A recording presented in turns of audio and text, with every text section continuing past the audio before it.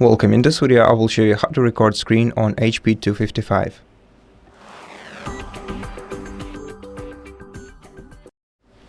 To record the screen, you're gonna have to press the print screen button on your keyboard and then select the side facing camera icon.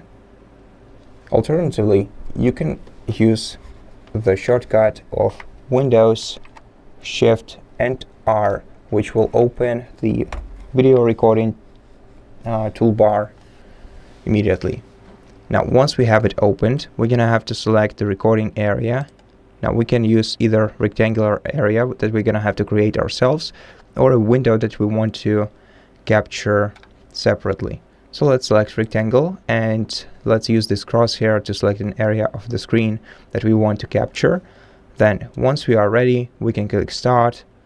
As you can see, we have two additional icons here. This one is to unmute the microphone and this one is to mute the system audio on your device while you're recording the video. Let's click start and wait for the countdown to finish. In the meantime, let's give Snipping Tool access to everything. Okay, so now once the screen recording has started, we'll be able to pause it by clicking pause icon right here. We can stop and save it by clicking right here, and we can delete recording without saving it by clicking the trash bin icon. So let's stop the recording. We'll be able to watch the full preview of the recording that we just made. As you can see, everything that happened within this selected area is captured.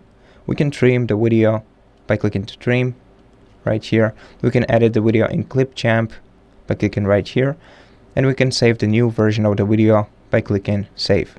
If you want to find your video recording, you're gonna have to open the File Explorer, go to Videos folder, and find screen recordings in here.